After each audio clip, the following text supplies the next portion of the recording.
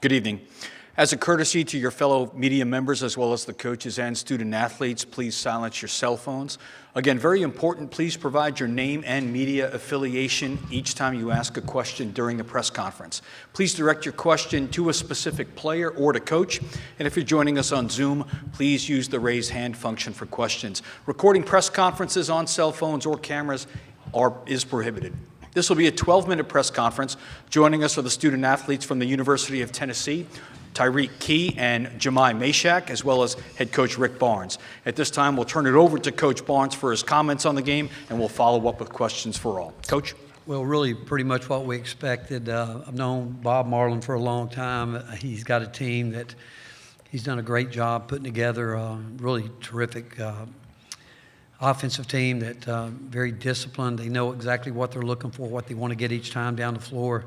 Defensively, his teams have always done a really good job of pressure, and certainly tonight they were playing personnel, which we've seen that pretty much all year, but it was the kind of game we expected. We knew it was going to be a hard-fought game, and kind of how we've done it many different times this year. We've relied on our defense to get it done for us and found a way to score enough points. First half, turned it over way too many uncharacteristic ways, but a really good win. Proud of our players, but again, I could just rave about Bob and his team because those guys played their hearts out.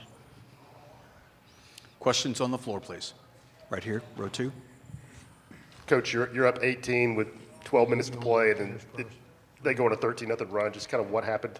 Oh, I'm sorry, Rob Lewis, VolQuest.com. I apologize. No. Coach, you're up 18 with 12 minutes to go, and then they rattle off that run. It gets tight. What was kind of the breakdown on your own? Well, again, they have the ability to. They don't shoot a lot of threes, but we did have some breakdowns defensively. We were going under a couple times too much on some screens, but then through that time too, we weren't very good offensively, where we missed some shots and missed a couple free throws. But again, they're a good offensive team, and we tried to keep them in check as long as we could. But they made the shots. I mean, a couple of them were what we would consider. What we wouldn't want someone to do against us. We gave them too much space, and even though we got a hand up, it was too late. But again, give them credit. They made the shots, and they knew what they were looking for. But at the end of the game, we made enough plays to get it done.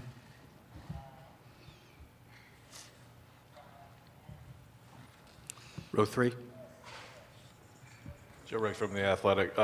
Rick, Jahmai with a couple big baskets tonight went to end droughts for you. How important were those baskets? And during the droughts, other than the turnovers, what else was kind of going on for you guys? Well, again, I can't say enough about these two guys here. And Santi in the first half got in foul trouble. We turned it over 12 times in some really ridiculous ways, to be quite honest with you. But we stayed in it with our defense, and Jahmai's been a big part, certainly since even before Zakai went out. He found his niche and is a guy that we know that can guard people. He's not afraid to go out and guard anybody. What he did all night long, guarding their point guard, I mean, as we watched tape coming in, most people had backed off him pretty much all year long, allowed him to shoot the ball or just trying to keep him out of the lane. We felt like it was really important to get into the ball, to get them playing further away from the basket where they couldn't post it as easy. And it started with Jahmai, and he had to work all night long. And, and he, again, on offense, I think he's getting more and more comfortable every time he goes out there.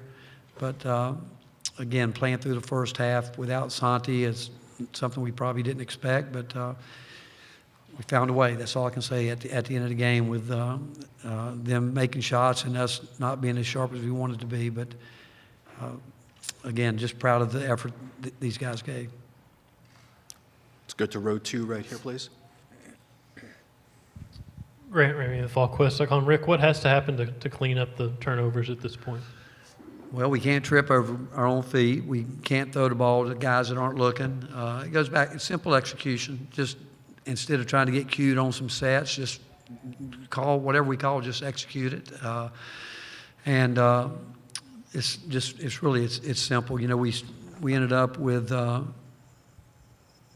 18 turnovers, but 12 of them were in the first half, but again, give them credit. They came down, and we were had the chance of getting some gaps. They came down and took the ball away from us. And again, I thought got to give them credit for some of those turnovers. But from our point of view, we've got to be cleaner with the ball. There's no question. Gentleman in row 2. Tyreke, Rob Lewis, VolQuest.com. Tyreke, 2 games in a row where you led Tennessee in scoring. You getting more confident? Where's that coming from? And Jahmai, if you don't mind to follow up with your own answer on that, because it's 2 games where you were second on the team. Yeah, I think it just starts with just playing aggressive. Like Coach Barnes, that's what he wants me to do. And like I said, tonight just came out and was aggressive. I know Santi got in foul trouble, so me and Shaq had to step up a little bit at the guard positions, and that's just what we done. So. Yeah, to follow up, like with Tyreke, I know how much he works on his game. I know how good of a player he is. So, it's really never a surprise to me when he is hitting shots, because he's a 3-level scorer. He can score from anywhere. So it makes my job easier. And knowing that, we can't have the overload on Santi to go in and score everything for us. We have to help him out. And I think today was a good example of doing that. Just staying in rhythm, trying not to force anything, but staying confident. We work on our game, every day. So you stay confident, we're going to be fine. In the back. Conor O'Gara, Saturday Road. Rick, what have you been able to see from Duke so far? I know you probably only got to see maybe a few glimpses of them. Well, they're obviously just listening, and I really haven't seen them a lot this year. I haven't, but I know that they're probably as hot as any basketball team in the country. And I did, while we were at dinner the other night, Jim Boeheim was on with Tony and Kornhauser, and they were talking about where he thought Duke was the team that's going to win the national championship. So that tells you a lot about him, that he would say that at this point in time. But they've had, again, they've won 18, 19 out of 20, something like that. But I haven't seen them a lot. But I do know that John Shire's done a great job. I know they had some injuries early in the year, and but coming down the stretch, and when you win your conference tournament, and they beat a good team today.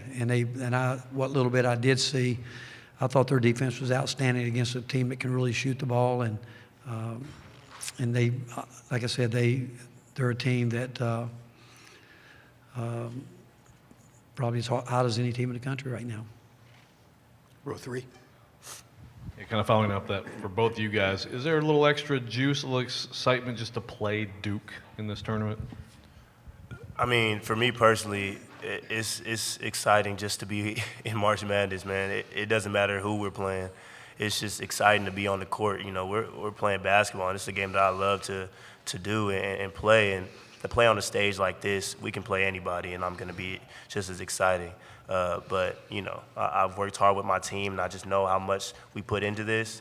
And to for us to be able to move on and get to that next round, we're just excited to have fun on the court. Yeah, to follow up like what Shaq said, I mean, any college basketball player says this is a dream to play at this stage. Like I said, that's why I came back to college to play in the tournament. Like I said, I know our team is very excited to play Duke, and like I said, I think we'll be ready to go. So, Let's take a question from one of our Zoom attendees, Matt Trecanelli. Hi, yes, Matt Trecanelli from Herb FM Sports Radio. And Coach, a couple questions. First question is, what did you guys do different from the first half to the second half to decrease the amount of turnovers that you guys had? Because you guys improved on that statistic. And then the second question is, what did you guys, like every time Louisiana came back, they were coming back the second half and stuff, they were really, really close to tying the game, but yet they never did. How was your team able to just really pull through and just win that game, and just at the end just come through and come out with the win? Well, in regards to the turnovers, obviously just telling our guys at halftime, some of the ones we made were just, the word I'd use was ridiculous. I mean, we can't turn the ball over the way we did there, and our guys know that. But then you ask why we've been in those kind of games all year long. I mean, you go back to our conference, it's been a battle all year in the SEC, and so we've been in those situations, and we just really believe if we can guard to the best of our ability and rebound the ball, we'll find a way to. And it's not always pretty to get it done on the offensive end for us, but we'll find a way. We'll just stay in the game defensively and rebound it. we didn't do a great job tonight getting to the offensive boards, but I think you got to give them credit for that too, because we've been a better rebounding team there. And one reason we were sending 2 back, we normally send 4 back, but last couple games without Zakai, we didn't have very good floor balance because these guys are used to going to the glass, all of them, with the exception of Zakai. And so tonight, to make sure we didn't give any runouts, we said we're going to send 2 back just to make sure we had that covered. But I think the fact that we've been in so many of these close games all year long, and these guys, they're used to it, and they knew they had to make some plays, and they did. 2 minutes remaining, second row, Wes. For Rick, this is Wes Rucker with 24/7 Sports. Rick, especially without Zakai out there, have there been any conversations with Santi about sort of risk management on some of these fouls? Because some of them seem to be kind of these reach-in fouls or plays that maybe, as important as he is right now, doesn't need to be making. Yeah, well, we tell them we don't want to foul in general, but we don't want to lose our aggressiveness either. You know, we think that we know we're at our best when we're physical, both outside and inside with our defense, and you know, we want to make plays. We want to get deflections. We want to get turnovers. We want to try to break the ball loose as much as we can. But yeah, we tell them you know, that we need them in the game, obviously, and. But, you know, Santi's like most guys. He doesn't think he ever fouls, which most guys are like that. And sometimes he doesn't, to be quite honest. But the fact is, I don't think anybody in college basketball gets fouled more than him. I mean, and the fact that some of that, I think that when he does have some of those fouls, it's out of frustration because of the way he's being guarded the entire year. Everybody goes in the game doing everything they can not to let him catch the ball, run them off screens, and he's dealing with that all night long. So some of those fouls, I'm sure, stems from a little frustration because he's, like I said, I think he's fouled more than any player in the country. Final question in the back.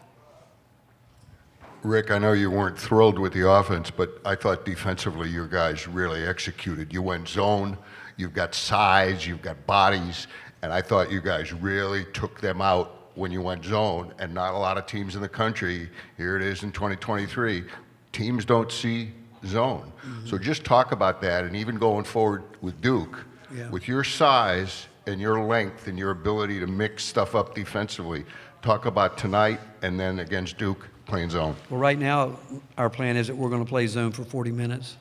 You can tell them that, you know. But we've got 2 other zones we run too. We like a 1-3-1 and a 1-2-2. But you know, we work on it. We've not a lot because, you know, we believe heavily in our man defense, mainly because we feel like we can rebound out of it. I do think tonight, you know, we did a good job. They actually had 2 pretty good looks at it, but we were able to rebound the ball, and I do think it got them out of the rhythm a little bit. And but we do have some other things that we can do. But I do think overall the zone did help us. I do, especially in the first half. And we really put it there thinking the idea if we didn't get separation, we could maybe put Santi back in the game in that situation and let him stay out there. But the way we handled the first half, we were able to keep him on the bench the entire time. Thank you, gentlemen. All right, thank you all.